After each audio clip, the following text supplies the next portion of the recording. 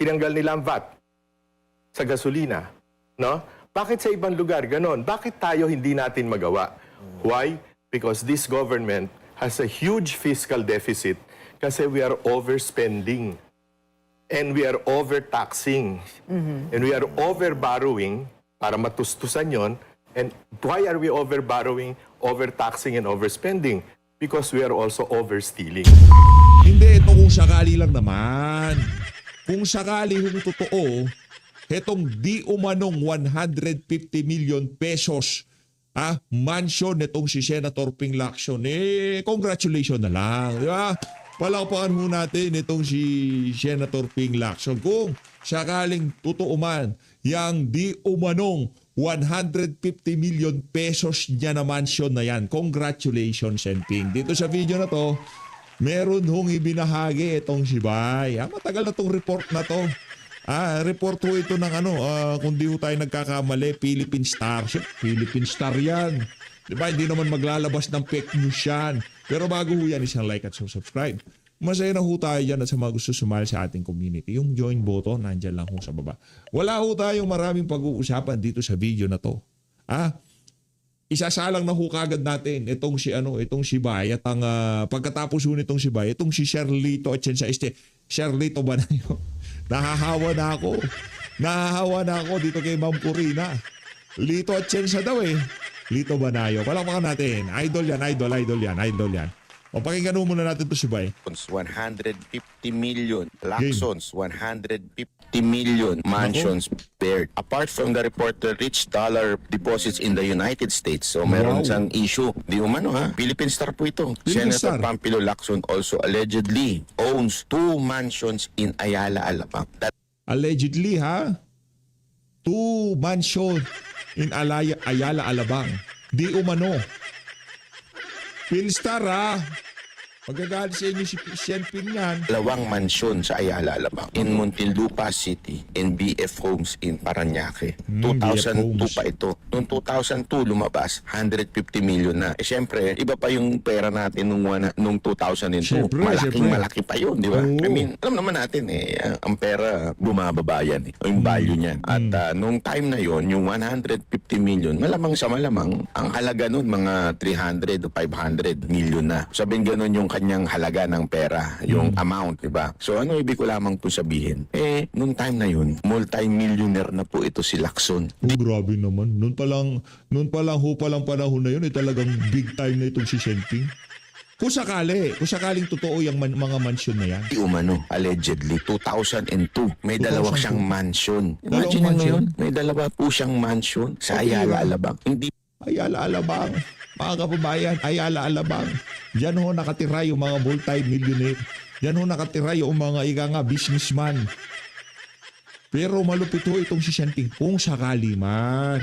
ilang isa, but there is more. Dalawa. 2002 to. Pero noong 2001, siya po ay, 2001, GPNP siya. At nagkaroon ng EDSA TOS 2, yung laban kay ERAP. At eventually, nag-withdraw sila ng support, di ba? GPNP ka. Magkano ba sahod ng GPNP? Yan. Tapos may 150 million ka na di umano allegedly na mansion. Di ba? Nako. Kaya ang hirap sa Pilipinas, paano ka magpapatunay ng korupsyon? Paano kung masasabing ikaw ay hindi corrupt? Kung ikaw mismo meron kang mga issue na dapat sagutin, di ba? 150 million mansion. I mean, eto kung ako may 150 million na pera o 200 million na pera, hindi ako bibili ng mansion na 150 million. Bakit? Wala na matitira sa akin. Correct. Tama, mali. Siyempre kung bibili ka ng 150 million mansion, at least meron ka dapat mga 800 million pesos. Or sige, gawin na lang natin kasi talagang matinding investment yan. Kung dalawa yan, kung yung total ng dalawa 150 million, at least meron ka dapat mga 600, 900 million pesos. 500 to 800 million pesos para pakawalan mo yung 100 million para sa bahay lang. BF Homes, Parañaque yan Di ba? So kung meron akong 150 million o 200 million, Yan, hindi yan. ko ibibili yung 150 million na mansyon. Siyempre. So sa madaling salita, bibili lamang ako ng 150 million kung siguro may pera ako at least 300, at least 400 million sa bangko. Kasi pagbili ko, may matitira pa. Kasi yun ang prinsipyo ng mga negosyante. Yan po yung mga mindset ng mga businessman. You do not spend all your savings in one entity o one item. Halimbawa halimbawa lang, meron akong perang 3 million. Bibili ba ako ng kotseng nagkakahalaga ng 2.5 million? Hindi. Siguro, bibili ko ng mga 1.5 para may matira pa sa akin 1.5 just in case of emergency. Anong punto ko dito? Ibig sabihin po, hindi lang 150 million ang pera di umano, allegedly, ni Lacson. Higit kumulang pa yan ng 150. Now, the question is, ano ba trabaho ni Lacson? Chief PNP ka ng bansa natin. Kumita ka ng 150 million? Paano nangyari yun? Paano nangyari ganun kalaki ang pera It's a miracle. It's a miracle yun. mo sa bangko? O pera mo na pambili ng bahay? Lacson's 150 million mansions spared. Apart from the Matindi ho yan. Meron pa yan. Siyempre si Bayan. Hindi naman sasalansan ng isang video yan. Natural, dalawa yan. O, siyempre, pakinggan ho natin itong pangalawang video niya. Senator Alan Peter Cayetano, hindi ho siya tumitigil sa kanyang pagbanat po dito kay Lacson. Kasi nga naman, itong si Lacson, napaka-holy daw art ang datingan nito, tao na to. At saka para bagang siya lang ang laging malinis, siya lang ang laging tama. Mukhang napuno na si Cayetano, mukhang napuno na siya at binubulgar niya na yung mga katiwalian, di umano, allegedly, nito ni Lacson. Alam mo, grabe yung Napakaingat ho nitong si Bay sa pagbanat niya na to. Palakpakan natin si Bay. Sinasabi ko. live maingat si stream Bay niya. dyan. Kasi doon pinakita niya talaga na etong si Lacson, ang parang kanang kamay ni Marcos. Oh. Parang architect ni Marcos. Nung una daw, naalala nyo, nabanggit niya yung una, yung merong kontraktor na nakuha na ng video. Naalala niyo nun? Tapos eventually, inamin ni Erwin Tulfo. Pero wala namang katiwalian doon. Ang sinasabi lang, yung daw kasing kwarto ni Erwin Tulfo ay may sira. May pumapasok na kontraktor para i-check. Pero si Lacson, tila ginagawa niya ng mali siya. Yung may kontraktor na pumapasok sa opisina ng isang senador. Alam mo yun, para talaga tibagin yung pagiging siga siguro ni Erwin. Alam niya, si Erwin to. Bata to ni Marcos. Nung panahon ni Romualdez, ito yung spokesperson. So bata to ni Romualdez. So therefore, pagpasok niya dito sa Senate, kailangan tibagin natin yung yabang nito. Parang gano'n ang dating ni Lacson So pinaringgan niya kaagad. Naalala niyo nun? Kino-comment niya yan Lagi niyang kino-content yan Na kesyo may isang senador nakuha na ng video na pumapasok sa opisina niya ang kontraktor. Tapos nung nakontrol niya na si Erwin Tulfo, biglang sabi ni Cayetano to nagsesenyasa na daw si Lacson at saka si Erwin Tulfo pagdating sa impeachment, yung mga tanungan. Ang lupit talaga mga kababayan. Ibang level itong si Lacson. Si Lacson ang simbolo ng mga pinklawan at saka mga dilawan. Bakit? Sila yung yung kami lang ang malinis, kami lang ang maayos, kami lang yung may mahal sa bayan, wala nang iba. Senator Alan Peter Cayetano, hindi ho siya tumitigil sa kanya. Yun ho talaga. Talagang yung si Ping Lacson, gusto niya minamama niya lahat ng senador dyan sa Senado. Pagka meron nanuwag sa kanya, kulong. Di ba? Kulong. Senator Rodante Marcoleta, pinalagan niya. Ano nangyari kay Senator? Panahon nila ngayon. Pero alam ni Ping Lacson, pagka natapos ang administrasyon ni Marcos Jr. at hindi nakaupo yung mga bata ni Marcos Jr. sa Malacanang at hindi siya nakaupo o kung sino man ang minamanok nila sa 2020, alam niya rin na do or die na siya dito sa sitwasyon niya na to. May kalalagyan si Ping Lacson kung sakaling magbago ang ihip ng hangin. Diba? Huwag naman sana. Bukas makalawa, presidente si BP Sara. Hindi natin pinapanalangin na mayroong mangyaring masama kay Marcos Jr. Yan ang realidad sa Pilipinas. Diba? Yan ang realidad ng buhay. Ngayon, buhay ka, bukas wala ka na. Knock on wood, wag naman atakein sa puso. Wag namang bumalik yung diverticulitis. Gusto nating matapos niya ang termino niya na malakas, masigla. Ngayon, kung sakaling maging presidente si VP Sara, gusto ko doon pa lang sa pagka presidente na si VP Sara, magpapalitan yan, di ba? Sasalubugin ni VP, ni Marcos Jr., si VP Sara, si President Sara, diyan sa Malacanang, magpapalitan sila. Doon pa lang sa paglabas nitong si Marcos Jr., diyan sa Malacanang, pinupusasan na siya. Lookout bulletin. Magsasalubungan, magko-congratulation o magpipicture-picture. Ceremonial ba? Ceremonial. Cordial pala sila nun. Wala mo na patawa-tawa. Pero as soon na paglabas si Marcos Jr. doon sa Malacanang, pinupusasan na. Ang program appropriation, PhilHealth issue, pagbibenta ng gold. Diba? Marami yung issue dito sa administrasyon na to na kung saan dapat merong managot sa mga kabalbalang ginawa nila. Yun ho ang atin. Pagpapakulong kay Senator Rodante, naku, dami niyan. Yang pagpapakulong kay Senator, maraming makukulong. Maraming lalabasan ng warrant of arrest. Maraming makakasuhan ng plunder pagka nagbago ang ihip ng hangin. Bakit maraming makakasuhan ng plunder? Dahil sa ginawa na yan kay Senator Rodante Marcoleta. Isipin nyo na lang ho mga kababayan, bulungan yan. Sino ba nagbigay sa iyo? Hindi mo nailagay sa sose. Lahat yan, anak ng toka. May kalalagyan kayo pagka nagbagong ihip ng hangin. Maraming warrant na ilalabas sa sandigang bayan. Okay yan. Siguro divine intervention na rin yan para ika nga talagang maraming makakulong sa susunod na administration. Dito tayo kay Sherlito Banayo. Talakayin kung paano kaya maisasayos ng presidente ang kanyang imahe sa nalalapit na State of the Nation address. Welcome to Memo, Sir Lito Atienza. Banayo. Ay, Lito Banayo. Naku, ano ba yan? Pareho kasi kayo nakasalamin. Sorry. Actually, dati akong consultant ni Lito Atienza rin. I remember that. Okay. Maraming salamat, Corina at Willard, sa inyong pag-anyaya. Good morning, sir. Pleasure to be with you. So, sir, do you feel the anticipation? Yes, but let me just state, this is his penultimate SONA. Kasi yung 6th SONA next year, pamamaalam na yon. So ito ang pinaka-importante, liban dun sa unang SONA. Kasi yung unang SONA, you set the benchmark for your administration. No? You set your vision. You set your priorities. Pagkatapos yung second, third, fourth, yan yung mga ano na nangyayari. Yung ba sinet mong vision o benchmark goals mo no first SONA, nagagawa ba? At finally, ito yung penultimate. No? Ito nga, dito mo isa-set against ano ang approval rating, ano ang trust rating, ano ang mga issues na bumabagabag sa tao. At yan ang dapat may kasagutan. I go back to the first SONA. Sinabi niya, the state of the nation, yun ang final word niya, the state of the nation is sound. Why did he say that? Because katatapos lang ng COVID, paangat na ang ating, nagre-recover na tayo unti-unti nung panahon na yun. Pangalawa, dahil unit team pa sila ni Sara nun, no? At siyempre, hindi ka magsasalita ng hindi maganda tungkol sa predecessor mo.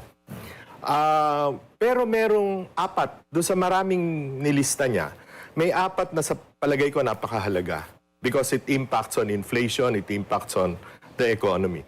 One, yung sinabi niya na ang National Land Use Act finally matatapos na.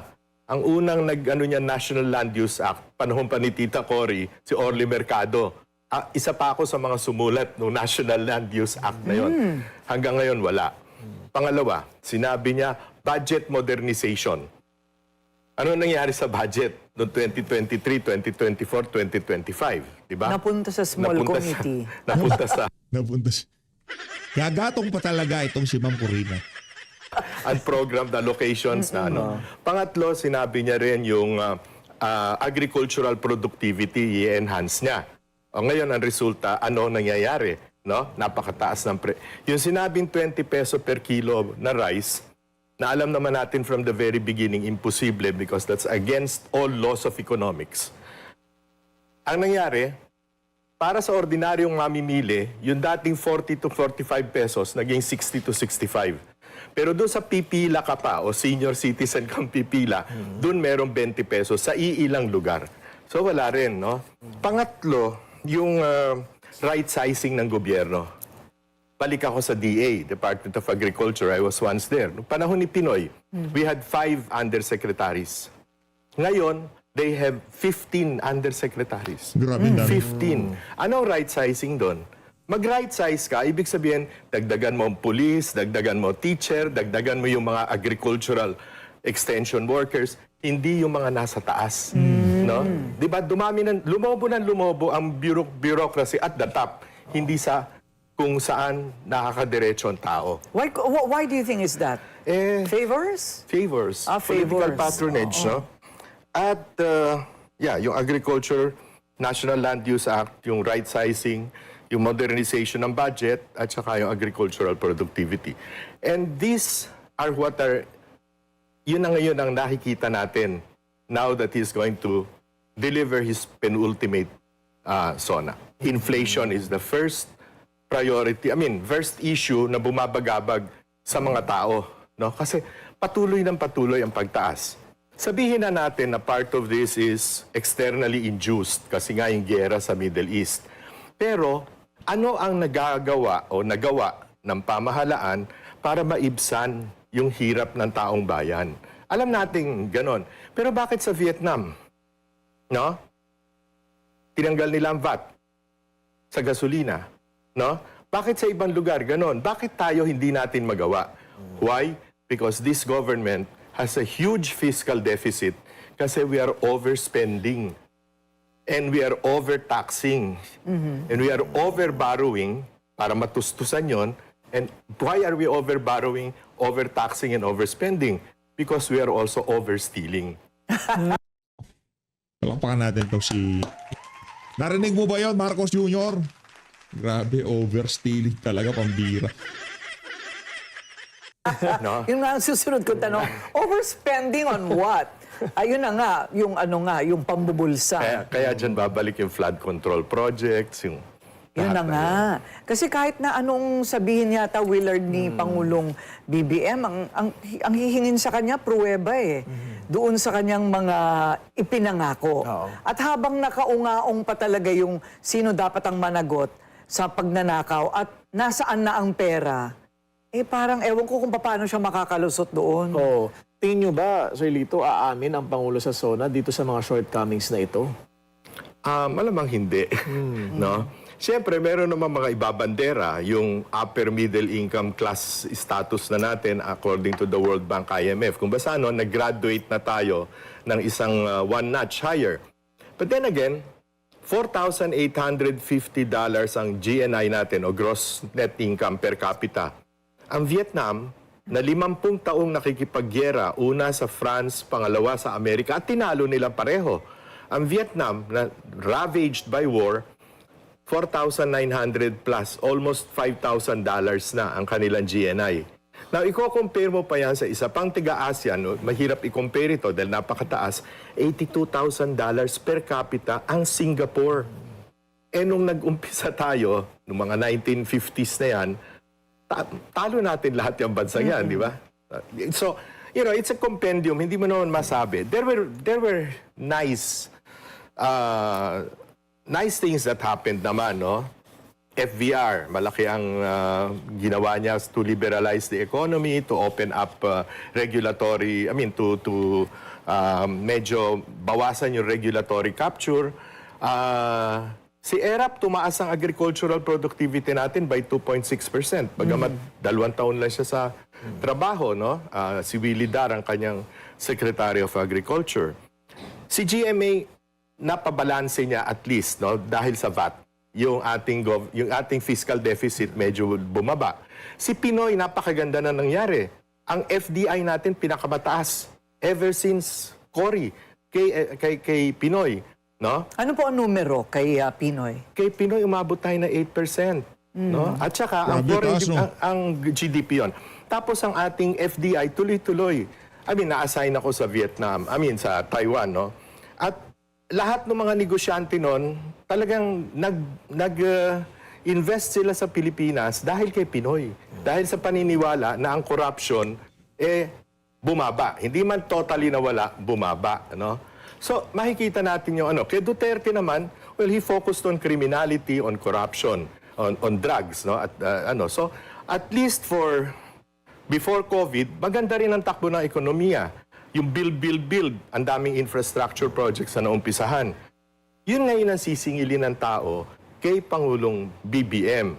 Sabi niya, yung build, binago nila to build more. Ano ba yung more? Na-postpone yung subway. Why? Dahil nalipat sa unprogrammed allocations yung pondo at ginamit sa flood control. Kaya po ba umurong yung ano? Dati tapos na dapat yan 2028, ngayon 2034 na. Ayan na nga. Oo, tapos- May lupa po kasi ako doon eh. Hinihintay ko yung pag-angat ng presyo. Yung connecting railway from Ang bihira naman to. Iba talaga tong si Ma'am Corina. May lupa, hinihintay daw mag-angat yung presyo. Big time talaga. Clark all the way to Metro Manila. Nasa na yon? Yung commuter railway from Manila to Calamba, yung extension all the way to Bicol ng railway natin.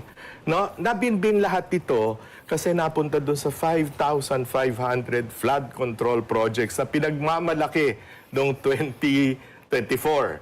Kaya noong 2025, nung nagkabagyo-bagyo at bumaha, kailangan niya i-inoculate ang sarili niya. Doon nangyari yung mahiya naman kayo. Right. Pero without knowing what the aftershocks will Yun na be. nga. Oo. Walang end game na Hindi, tsaka yung mga naglabasan bumulwak. inoculation lang kasi yon dahil nga sisingil na ang tao. Nasaan yung 5,500 flood control projects na yon? Siguro sinabi sa kanya nung 3 foreign consultants niya na inoculate mo ang sarili mo. Kaso, wala namang follow through. Enough. Meron namang konti, pero enough follow through. So, baga, may honeymoon period yung SONA eh. Parang ang galing. O, ang dami nating headline. Hindi ba? Pero sisingilin ka talaga pagkatapos. Kailangan matupad mo lahat ng sasabihin mo dyan. Oo. Kaya nga with under 2 years under this term, Sir Lito, may panahon pa ba para marepedyohan? Ang hirap, Willard, kasi napaka-narrow ng fiscal Mahirap. space eh. No? Hirap na hirap ang BIR at BOC, customs, na paangatin ng malaki ang kanilang revenue. Samantalang ang expenditure program natin for next year is 7.2 trillion pesos. 600 billion pesos higher than last year. This year. So, napakakitid na nun. So, utang ka na naman ng utang. Now, nagumpisa siya sa roughly 12 billion ang minana niyang utang kay Duterte. Na lumobo lang naman dahil sa COVID kasi we had to lock down the economy for 2 years, no? Kay Pinoy, bumaba pa ang ating ang borrowing natin. I think ang minana ni Duterte was less than 6 billion eh. Kaya lang lumaki nung last 2 years ng COVID. So anyway, 12 billion. Ngayon, 18.55 trillion as of May. Yun yung last data na nakita ko, Ang laki na pala, 18.55. Ako ang tingin ko, gagraduate siya with about 22 trillion or more na Grabe. utang. Yung UMIC natin also increases our Capacity interest. to borrow. Hindi, kasi nag-graduate ka na eh. Hindi ka na grade 4, grade 5 ka na. So, mas mataas nga na interest sa babayaran mo pag nangutang ka pa ulit. No? Kasi mayaman ka na eh, supposedly. Ganun po ba? Talaga ba wala po bang katapusan ang lending, for example? You lend to someone with a good credit standing. Do we have a good credit standing? That doesn't look that way, no? Yung ating investment grade status na nagawa ni Pinoy, no? Sa pagpupunyagi ni Pinoy, medyo nagte-taper down na. And itong political noise, napakalaking bagay no? For instance, nung panahon ni Duterte, I was de facto ambassador sa Taiwan. Kinausap ko na yung Foxconn. That's one of the largest semiconductor businesses. Sabi sa akin, magtatayo kami ng research facility dyan. Kausap ko yung kanilang chairman at CEO, si Terry Go. That was 2019. Kaso 2020, nagka-COVID. So, nabinbin. Dapat sana, malaking kumpanya yan. noong 2023, 2024, 2025, pumapasok na yung mga FDI na yan, di ba? Kasi napakalaking kumpanya ng Foxconn. Ano nangyari? Ngayon, magpapaksili ka tayo. Bibigay natin ng libre ang 2,000 hektarya ng Clark para magtayuan yung mga American-sponsored na mga mga factories dito na supposedly magiging artificial intelligence ready tayo, no? Again, maghihintay yan until 2028. Kasi nga yung political noise is keeping them from maglalaga ka pa ng pera, paano pagdating ng 2028, iba ang presidente, iba na naman ang policies, no? Iba na naman ang programa. Ayun. So, wait and see lahat. Miski local business, hindi nag-expand. In fact, nagsasarahan.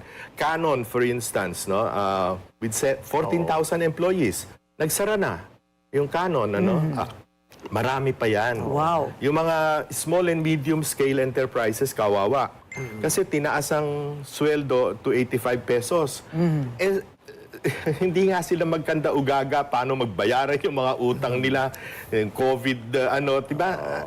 It's very difficult. It's so difficult to balance, diba? Sa economics, sa equilibrium lagi dapat ang hinahanap natin. It's so difficult to do that now. So it's a great, this coming SONA is like, you think that's make or break? Hindi ko kasi mawari kung anong pwedeng ipagmalaki. At pangalawa, anong pwede pang ipangako na matutugunan? Na I mean, matutupad. possible. Yung promise na pwedeng mangyari. So as a political strategist, ano po ang pinakamalaking branding challenge sa ngayon ni PBBM? That's a very difficult question to answer, Corina. I really don't know. No? Anong legacy? Tingin ko, Yung pagiging addict niya. Pambihira, legacy mo, pagiging addict mo, no? at the very least, itong corruption scandal sa flood control, talagang totohanan na talagang ikulong na ang dapat ikulong o at least i-charge ang dapat i-charge at hindi pinipili selective, no? Si Marcoleta, si Jinggoy, pati si Mike Defensor. Siguro naman medyo may makita naman tayong mga contractors na pagkalaki-laki, no? Na ang lifestyle talagang palatial ang lifestyle, no? O may makita tayong mga so-called masterminds, no? Yung isa nga nandun na sa Paris, no? Na ewan natin kung Kumakain ng sino. macaron. Di ba? Di ba? Yun na lang siguro ang pwedeng gawin. Kasi sa ekonomiya, napakahirap na. I think it's almost Impossible.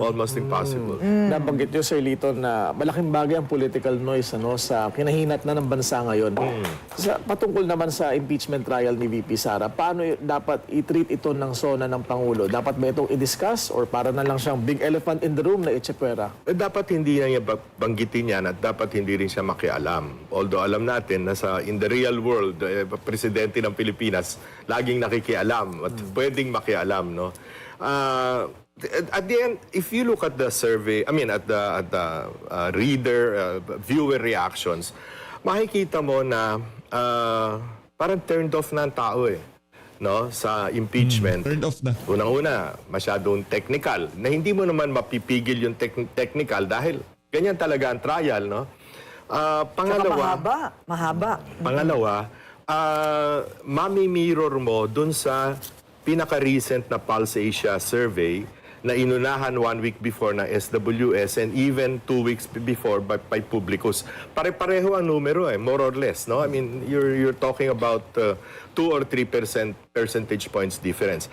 Bakit 58-59% pa rin ang trust rating ni Sara Duterte at si Presidente BBM at 27-29% ang trust rating, no? Halos pareho ng approval rating, no? So, ibig sabihin, again, go back to the politics of the stomach. Gutom ang tao, hirap ang tao. Anong gagawin mo para maibsan yung gutom at ayuda? Alam mo, tiningnan ko yung resulta ng Pulse Asia sa E. Yung poorest of the poor, yung E-class. Taka ako inaayuda na sila ang recipients ng ayuda. Lalo pang tumaas ang disapproval ng E-class. Why? Kasi miski na mahirap, alam nila, pera nila yon na binabalik lang sa kanila. Kung ba sa deep na Tagalog, Correct. mumo, yung leavings on the table, yung yung pag kumakain kami, nahulog, yun lang ang Ang galing nitong si Sir Lalito Banayo. Naiintindihan ng mga Pilipino. Hindi na gumagana yung mga politiko pagka nagbigay ng ganito, nagbigay ng ganyan, di ba? O ano yan, mabibilib na yung mga tao dyan. Nagbigay ka ng 2,000, 3,000. Goods na tayo dyan, di ba? Yung tipong mahal ka na ulit ng sambay ng hindi. Naiintindihan ng taong bayan. Yan buwis na galing sa bawat isang Pilipino. Nagtulong-tulong tayo. Pagka bumili ho kayo ng kung ano man sa tindahan, yung paggawa niyan, yung pagbayad nyo dyan, meron lahat ng value-added tax yan. Huwag yung sabihin na, ay mahirap lang ako, wala naman akong binabayaran buwis. Hindi ho, sa iyo sa gusto yun, nagbabayad ho tayong lahat ng buwis. Pag naggasolina ka, meron buwis yan. Pag bumili ka ng instant noodles, may buwis yan. Di ko alam, dapat yung mga noodles, yung mga sardinas, wala nang buwis yan. Kasi pagkain mahirap yan di ba? Yung mga canned goods na hindi naman kinakain ng mga mayayaman yan Hindi nila kakainin yan. Nakakasira ng kidney yan di ba? Alam nila alam ng mga mayayaman. Kaya tayong hindi gaan nakakariwasa sa buhay. Tayo talagang nag-i-enjoy dyan sa mga yan. Hindi, ito lang isa sa paborito natin pagkain yan. Yung dahon ng ampalaya, lalagyan mo ng lalagyan mo ng sardinas, masarap yan. Hindi, biro, paborito natin yan. O kaya basta yung mga dahon-dahon, mahilig tayo dyan. Sardinas, dahon-dahon, tsaka tinapa. Naku, yari. Paano ba yan? Madaling araw na, nagugutom pa ako. Naloko na. Malunggay, tapos sardinas. Dapat, diba, sang-ayon mo ba kayo, tanggalan ng tax yan? Yung mga sardinas na yan. Kasi may tax pa yan, may bat pa yan. Binibigay sa kanila. And you rob them of their dignity. Naiintindihan na ng taong bayan na pagka binigyan ka ng ayuda nitong mga walang yung politiko na to, at lalo na yung mga nasasangkot dito sa korupsyon na to, imbis na magpasalamat kayo, murahin nyo sila. Pag binigyan kayo, imbis na pasalamaan mo. Hindi, bad yun. Joke lang. Boyin natin. Erase. Huwag nyo pasalamat po kayo. Hindi yung maganda yun. Hindi maganda nagmumura. Huwag kang magturo magmura. Hindi ka nagmumura. Huwag. Sorry naman. No? Iniinsulto mo yung mga mahihirap. By giving them ayuda. Yeah, kasi nga, di ba, parang Crumbs na lang. crumbs no? Kasi at nakikita mo, kaya rin tumataas yung perception ng graft and corruption. Number 2 na sa issues after inflation. Kasi nga, nasa utak na ng tao na kaya sila naghihirap dahil sa corruption, among other things, no? Yun ang problema. Naiintindihan ng Nakasama tao. talaga yung Kasi binibigyan, di ba tinaasan na yung historic nga daw, yung pagtaas ng daily minimum wage, no? Pero ang unang reaksyon, imbis na magbunyi o magpasalamat, nagreklamo. Ang baba pa rin, sabi nila, di ba? 200 ang kailangan namin kada araw na na At saka mukhang hindi kinonsulta ang economic managers. Kasi umaangal ang BSP si Eli Remolona, yung governor, no? From 6% na kanila na program, 12% ngayon ang increase in wages, which will impact on inflation. Alam nating hirap ang tao, lahat gustong tumaas ang sweldo, pero it creates distortions in the market no? Itataas mo yung minimum, paano yung nasa gitna? Di mo kaya itaas yun. Okay. Paano yung mga maliliit na negosyo? Magsasara na lang. Okay, so last question. It's all very interesting, no? Pero siguro, sir, dapat makipag-appointment ka Kanino? kay PBBM. hindi tayo acceptable doon. Mga dilaw, originally dilaw tayo. Oo nga, pero sir, importante ang mga kaya nga po ginagawa namin ito. In the hopes that they are listening. Ano ang mensahe po? Ma'am Corina, ako alam ko dilawan ka. Hardcore ka na dilawan. Pero kayo yung mga hardcore na dilawan na merong sense. Diba? Kayo yung mga dilawan na hindi nag-i-interest na senador kagaya ni Drilon. Kayo yung mga dilawan na alam ko kung sakaling alukin kayo nitong mga loyalista-talyanista na to sa Malacanang, o kung sakaling alukin kayo na gawing kandidato sa 2028 election, hindi kayo papayag. Diba? Ang problema dito, ang mga taga-Malacanang, mga bangag to. Wala sila sa ustong kaisipan, nga, diba? Wala sila sa ustong katinuan. Mga adik nga. Diba? Kahit anong sabihin ni Sherlito Banayo, pantangin nyo sa pagpapaliwanag nitong si Sherlito Banayo, kahit na yung, hindi pong hindi gaanong kataas yung iyong pinag-aralan at natapos sa buhay pagdating sa edukasyon, maiintindihan nyo ho kung ano kanya ibig sabihin kung anong gusto niyang kung anong mga punto de vista niya di ba? Hindi mahirap intindihin. Tinatagalog niya, yung tipong lahat makakaintindi. Pero pagka-addict ka, anak ng tokwa, kahit mag-Ilocano ka pa, hindi kayo iintindihan ni Marcos Jr. Kasi yung mga addict na yan, meron silang yung self-confidence nila, inihiram nila yung kanilang katilinuhan, inihiram nila sa pulbo. Sa palagay po ninyo na at this point, I know it's difficult to craft a one-liner, pero ano po sa palagay nyo dapat ang headline ni PBBM sa kanyang SONA sa Lunes?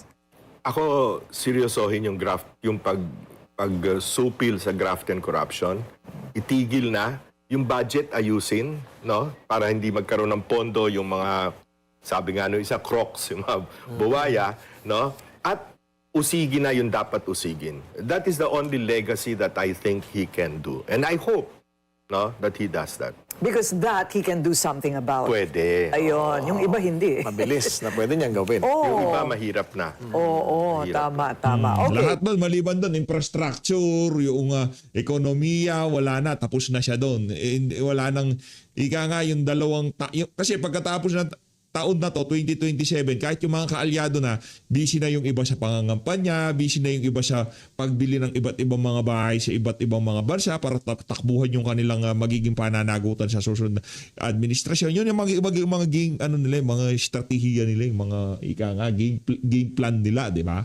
So guys, maraming salamat po sa pagsuporta sa PH Update. Palakpakan natin to si Ma'am Corina, Sir Willard at itong si Sir Lito Banayo. Maraming salamat po sa pagsuporta sa PH Update. Mag-ingat po kayo lahat. Natin Pilipinas.